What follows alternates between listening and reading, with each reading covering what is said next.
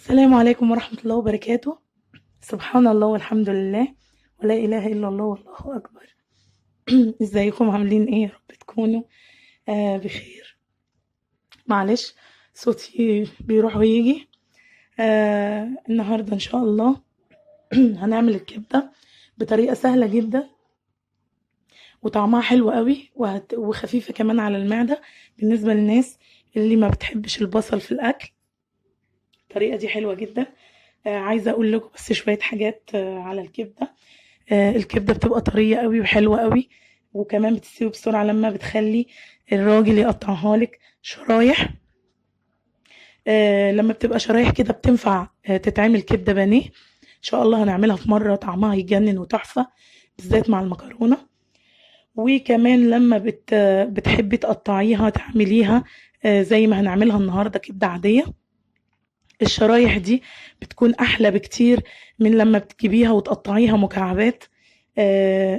بتاخد وقت اكتر في السوى على النار، واوقات بتأستك شوية من بره ومن جوه بتبقى طرية. في حاجة عايزة اقولها في الكبدة. الكبدة بيبقى فيها قشرة كده، غلاف كده تحسيه غشاء يعني. الغشاء ده لما بتسوي بيه الكبدة بيكون بيشد وبيكون مش حلو خالص، وكمان بيعمل عسر هضم وممكن يسبب لك في غازات وكده. فيا ريت لما الكبدة تجيلك تشيلي الغشاء ده، لأن فعلا من غيره الكبدة بتفرق كتير. في حاجة تالتة، انتي ان شاء الله لما تخلي الراجل يقطعها لك بالشكل ده شرايح بالمقص اسهل عليكي بكتير جدا في التقطيع. دي فيها غشاء هركنها لغاية ما ابقى اشيلها. بتبقى سهل عليكي جدا لو هتقطعيها شرايح بالشكل ده. بتكون تقطيعها سهل قوي وسريع ومريح ليكي، لأن السكينة والقطاعة في الموضوع ده بيتعب شوية، وبالذات لو هي اشتريتيها زي كده وحطيتيها في الفريزر. بت بتاخديها كده على بعضها، بتبقى الشرايح على بعضها وتقصي منها على السريع.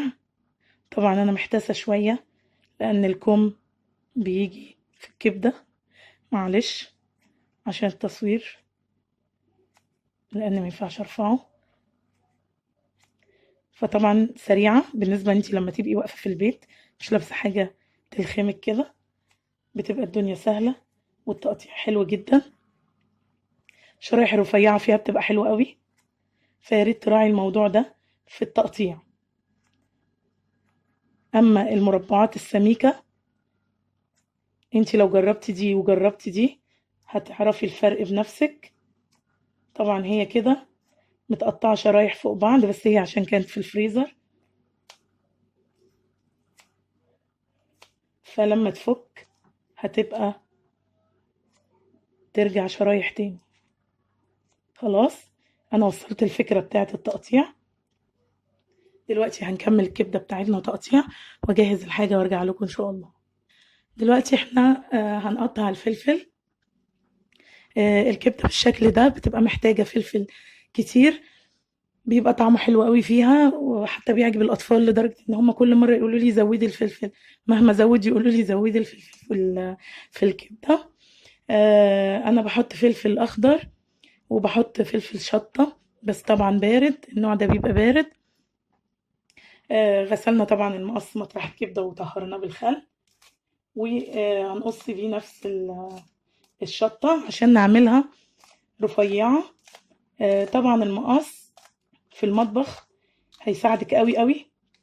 تجيبي مقص حلو كده ويساعدك في تقطيع كل حاجة. يعني لما بعمل لحم مجلجل بعمله بقص اللحم بالمقص، بيسرع لي جدا جدا وبيديني النتيجة اللي أنا عايزاها. فإن شاء الله بإذن الله حاجات كتير جدا، حتى الشبت والبقدونس والكزبرة للمحشي بحب أقصها بالمقص،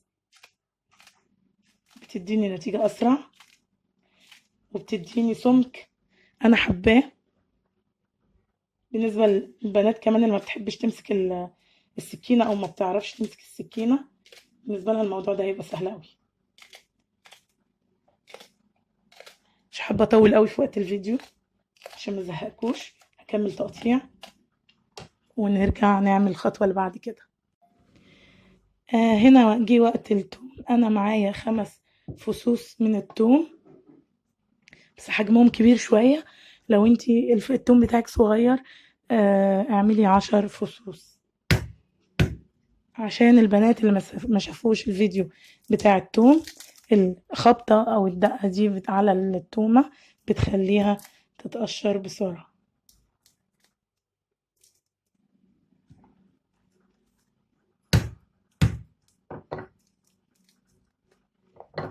كده خلاص التوم بتاعنا جاهز. كده يبقى فاضل وقت الطبخ بس. استنونا. دلوقتي جينا مرحلة التسوية. انا حطيت معلقة زبدة وعليها نقطة زيت علشان متحرقش. وهننزل الكبدة بس تكون الزبدة سخنة كويس علشان تاخد الصدمة بتاعتها.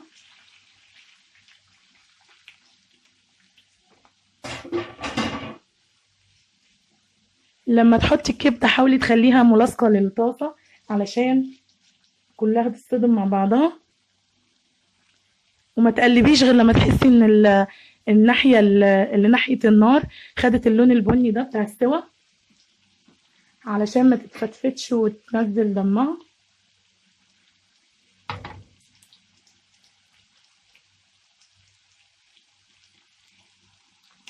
هنا خدت اللون بتاعي. نقلب.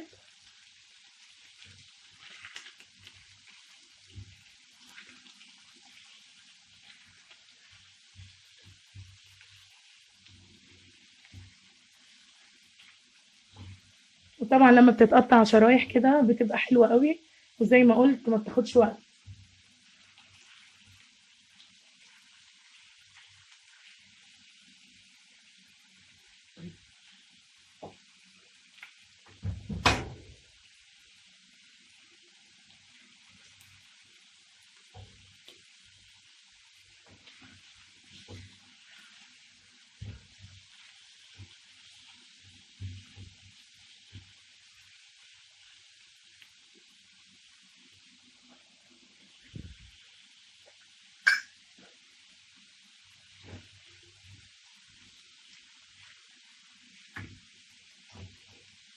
في المرحلة دي لما الكبدة خلاص نحس ان هي استوت. اقرب لكم الصورة شوية. لما نحس ان هي خدت اللون ده هضيف عليها البهار. طبعا الفلفل الاسود والكزبرة وكده. اوقات بتحطي فلفل اسود بس عادي. انا بحب احط بهارات مشكلة فلفل وكمون وكزبرة. دي حاجة طبعا حسب ذوقك. خلاص يبقى كده الكبدة بتاعتنا جاهزة.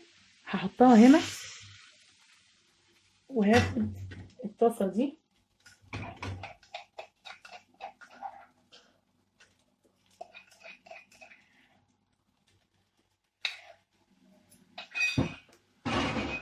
هدي بس التومة بتاعتي يعني خليها تاخد ريحة بس. انا مش عايزاها تحمر ولا تصفر. مجرد نقطة زيت والريحة فقط لا غير.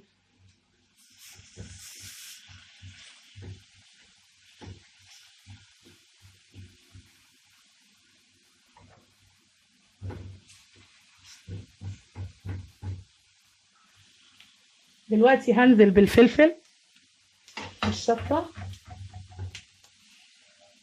بس احس انه هي يعني الفلفل دبل شوية. هو بيبقى حلو قوي لما بيبقى بيقرش شوية او البنتي زي ما بيقولوا الشيفات.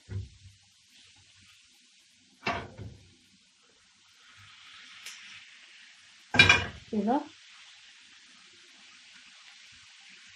هنوطي النار بقى. سوري انا لازم اعمل كده معلش مش مركزة.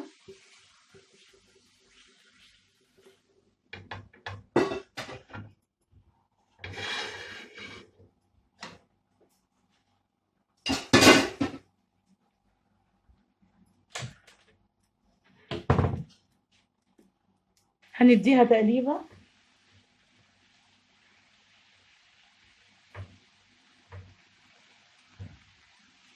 طبعا الكبده بتاعتنا مستويه، مش محتاجه تستوي ولا اي حاجه. انا بس بدخل المكونات كده مع بعضها في حته ما اتقطعتش. شوف عشان تعرف ان هي مستويه. قطع معايا.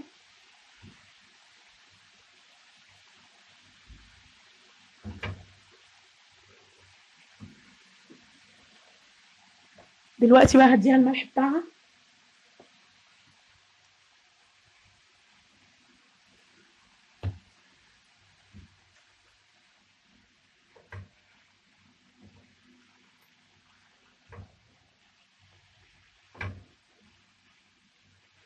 والتكه بقى اللي هتعجبك قوي في الكبده شويه خل ابيض، عايزين بتاع معلقه كده.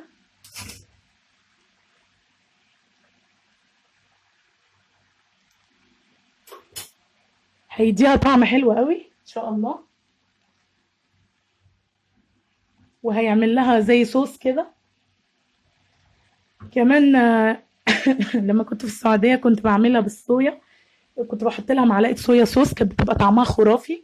ممكن تعمليها برضو وتحطي عليها معلقه صويا صوص، بتبقى داخله شويه على نكهه صيني. لكن انا ما عنديش هنا بصراحه. لما جيت ما كنتش عارف اني هستقر فما جبتش، وما لقيتش في المكان اللي انا فيه. فان شاء الله لما تتواجد تجربيها وهتعجبك قوي. شوف الملح تجنن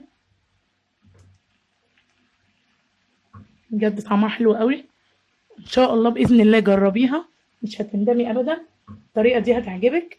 مش عايزين نطول على النار كده، خلاص الفلفل سواه بقى جميل، والثوم ادانا النكهه مع الكبده، والخل خلى طعمها روعه.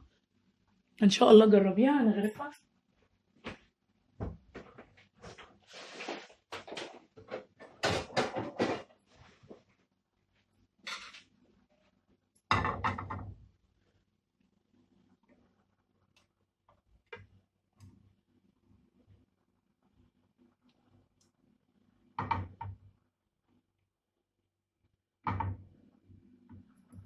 تجنن بقى في الفطار وفي العشاء، خفيفه جدا. اولاد بيحبوها سندوتشات قوي، وانا بصراحه بحبها في كل احوالها، مع العيش، مع الفينو اللي هو الصمون زي ما بيقولوا بره. آه تجنن مع المكرونه، مكرونه بصلصه العاديه، او حتى المكرونه المحمره. لو حبايبي في الدول العربيه ما يعرفوش المكرونه المحمره، ممكن اعملها لهم. ولو حابه اعمل الكبده اللي هي البانيه، حد يعني ما يعرفهاش وعايزها يقول لي، بدل ما اعمل فيديو وتكونوا مش محتاجينه. ان شاء الله تجربوا الطريقه دي باذن الله هتعجبك قوي. ولو مشتركه جديده فعلي الجرس علشان توصلك فيديوهاتي الجديده. وحبايبي اللي ما بيأثروش معايا ابدا ربنا يخليهم ليا، ان شاء الله يسيبوا لي لايك. وحبايبي برضو اللي عايزين يطمنوا عليا ويقولوا لي صوتك حزين، والله مش حزين ابدا، الحمد لله انا مبسوطه جدا. بس صوتي تعبان قوي، ولو رجع شويه بيرجع يتعب تاني، والادويه والسخن مش مقصرين معاه. فادعوا لنا بقى ان شاء الله باذن الله قريب يتحسن، عشان انتوا مالكوش ذنب تسمعوا دكر البط اللي بيتكلم ده. بس معلش يعني غصب عني والله. ولو عليته شويه بيقطع، يعني لو جيت اعلي صوتي يقطع في النص، فهتلاقوا الحروف بايظه. فبلاش فضايح بقى، وايه ادعوا لنا احسن. يلا صلوا على سيدنا محمد وعلى ال سيدنا محمد وعلى اصحاب سيدنا محمد، ويا ريت تيجوا تاكلوا معايا. والسلام عليكم ورحمه الله وبركاته.